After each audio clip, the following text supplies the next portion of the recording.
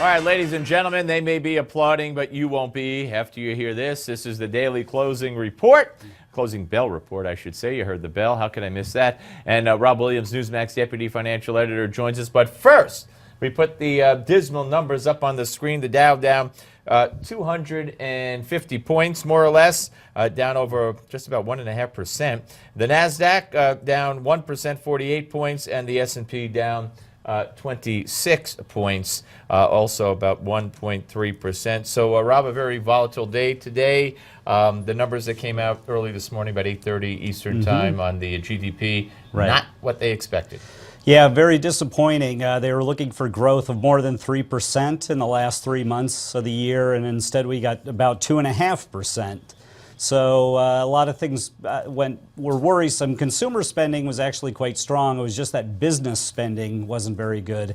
And I think a lot of that has to do with oil prices falling and a lot of businesses not able to invest, especially in the energy sector. Although, you know, it didn't go down 247, 250 points immediately. That happened during the course of the day. Right. We saw a sell-off a little bit late. Is there any reason anything happened during the course of the day beside the numbers at the beginning of the day? Well, the market just went into, it hit what we'd call a level of resistance that we saw yesterday. It pushed up to this certain level and sold off, and it tried to do it again, but then, we saw the same thing last year in January. January bottomed at the end of the month, and so we may still see some more selling on Monday and Tuesday. But then from there, hopefully it'll get better. But was this was a bad January? I don't recall if last year's January was as overall as bad as this one. This was a bad month. Well, last year January was down too. Okay. It was that was the lowest point of the year. Was January 29th, 30th. Okay. So we have we have some hope for optimism because last year, obviously, the market was really good. So we have some movers and shakers today. We have Microsoft down, Visa up, Amazon way up. Amazon had a great quarter. The holiday season, it sold a lot of goods. And then we had an IPO today, Shake Shack.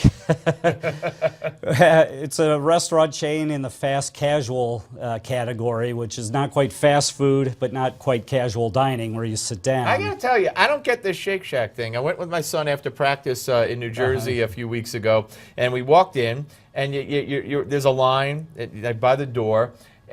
You got to wait for the thing to come. The burger was small. The shake wasn't that big. And I'm like, this is Shake Shack? I was very disappointed, to be honest with you. But the stock it soared 150% in its first day with the IPO. Well, right. They have 63 restaurants and a valuation of $2 billion. Shows what I know. Well, there's always a line going out the door every time I've seen one. And so, but we may see it sell off. We've seen some of these other fast casual restaurants come under pressure. And it happened to Twitter also. That wasn't a restaurant, but also the IPO originally was way up, and then it went down. Facebook too. Right. Also, that originally happened. Right. All right. What about oil? What did oil do today? Oil surged in the last half hour of trading by about 8%, and a lot of it just had to do with traders closing out their books for the month. So it's hard to say that it'll be sustained into next week. And you see oil closing at $48.42 per barrel, up almost 9%.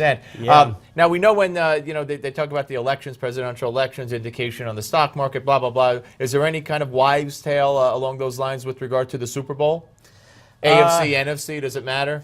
Typically, if the AFC wins, it's a bad year for the stock market. Yes. All right. So, well, Seattle won last year, and we had a good year, so that held there. Although I can't root for Seattle. I'm sorry. I just can't. I just can't root for some of these guys on that team who think that they're above the game and above the fans and above everything else. Anyway, enjoy the game. All right. Notwithstanding that, and if you want to take control of your financial future, folks, you can check out moneynews.com. There it is on your screen. We do that every day for you, so you can get a little preview look.